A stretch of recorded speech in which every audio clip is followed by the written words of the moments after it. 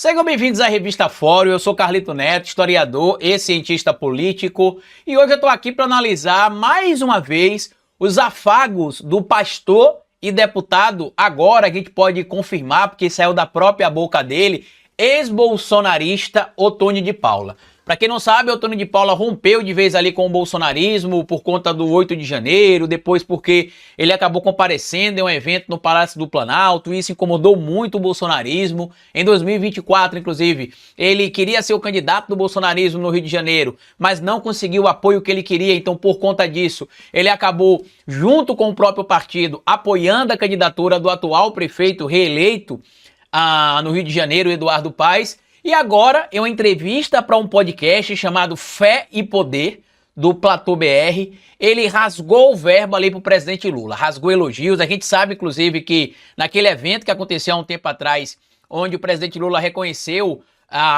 uma data do ano como Dia da Música Gospel, e o Otônio de Paula foi lá, orou pelo presidente Lula, foi atacado, inclusive, por pastores, basicamente porque fez aquilo que, em tese, ele, como pastor, deveria fazer, né? Que é levar a palavra para o próximo, que é defender ali que Deus esteja ao lado de todo mundo. E aí, nesta entrevista, ele diz que ele está encantado com o ser humano Lula. Ele chega a dizer o seguinte, ó, que não tem como você ficar perto de Lula porque você logo é encantado por ele como ser humano. Ele é um ser humano incrível, segundo o Otônio de Paula. Para quem não lembra, né, o Otônio de Paula chegou a dizer durante a campanha presidencial em 2022 que se o Lula fosse na casa dele, ou que se parlamentares incomodassem ele, incomodassem a sua família, eles seriam recebidos a bala, porque vagabundos levam bala. Hoje a gente sabe ali que tudo isso foi basicamente uma onda, né, de busca ali por atenção, de busca por likes, de busca por até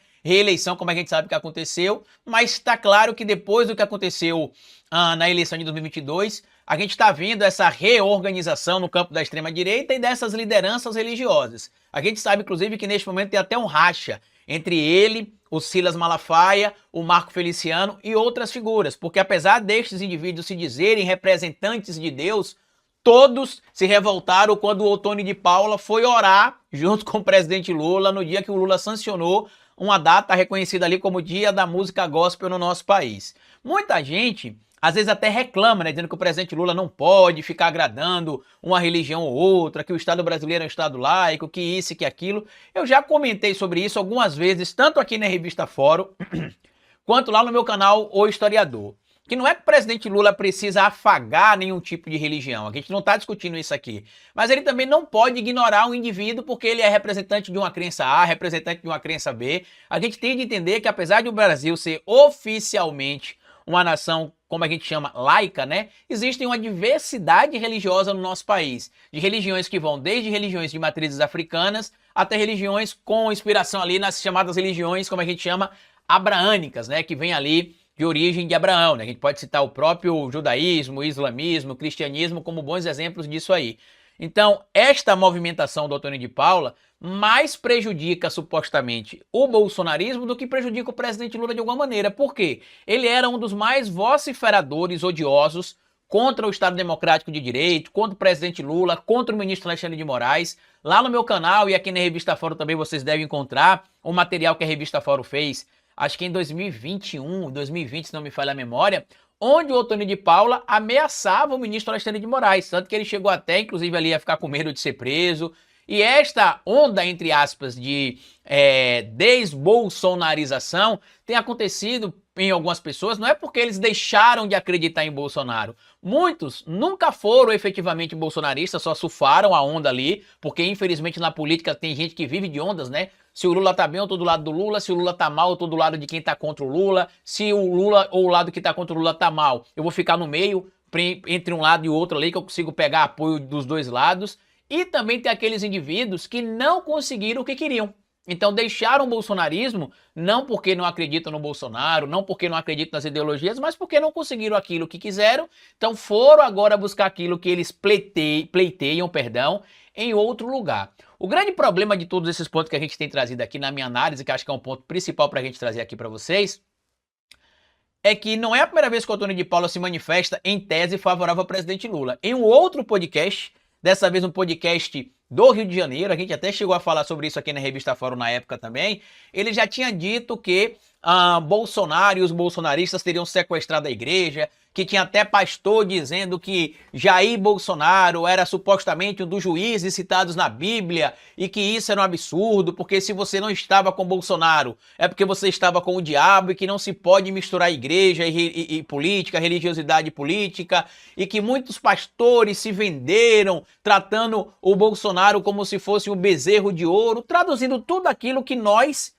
denunciamos há muito tempo, mas que quando foi conveniente, tanto o Otônio de Paula quanto outros tantos pastores que têm pulado do barco do bolsonarismo, eles defendiam que era normal. Vocês vão lembrar, inclusive, que durante a eleição de 2022 chegou a viralizar um vídeo de algumas garotas dentro de uma igreja, onde estava lá a bandeira do Brasil no altar, né? Elas, em tese, ali durante o culto, ou no final do culto, elas cantavam a música que era mais ou menos assim, né?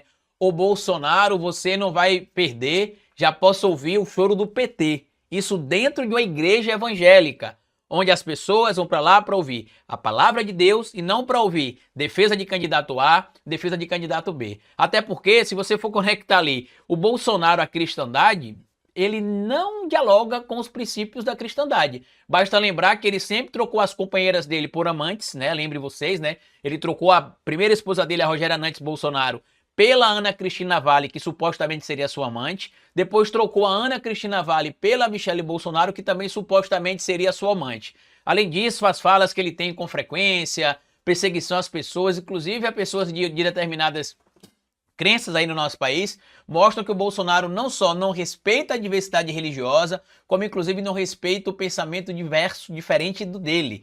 Essa manifestação do Otônio de Paula é importante, por quê? Porque neste momento ele pode ser um aliado, entre aspas, entenda o que eu tô falando, tá? Não é que o Lula vai falar, vem cá, Antônio, nós estamos com você, mas eu falo no seguinte sentido, de ele ser uma pessoa dentro da cristandade que pode tentar desconstruir o que o bolsonarismo fez lá dentro. Tanto que vocês sabem que, lamentavelmente, ainda hoje, muita gente ligada à fé cristã protestante é bolsonarista radicalizada e enxerga o Lula como uma pessoa do mal, que é uma ameaça, que é isso, que é aquilo. E que eu espero de verdade que a partir de agora a gente começa a ver essas coisas mudando, porque eu fui cristão, né, protestante até o início do ano passado, de lá pra cá hoje eu não tenho uma crença em específico, tá? Isso não quer dizer que em algum momento eu não possa voltar a ser cristão protestante, não quer dizer que eu não possa seguir uma outra crença, mas nesse momento eu não me identifico com nenhuma crença, né? Eu acredito em Deus, mas não tenho uma crença nesse momento em específico, e espero aí que depois do que o Bolsonaro acabou fazendo dentro da cristandade protestante do nosso país, e até dentro da cristandade católica de determinado modo, porque se vocês observarem, tem até padre investigado, acusado de fomentar o golpe de Estado do nosso país, olha que maluquice, né?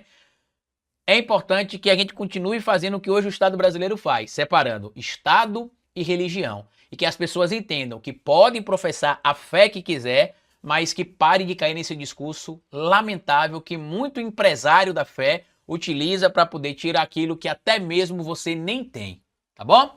Comenta aqui o que é que você acha dessas declarações do Otônio de Paula, compartilha esse vídeo se você puder, se inscreva aqui na Revista Fórum, deixa o seu like. Até a nossa próxima análise aqui na segunda-feira e bom final de semana para vocês. Tchau!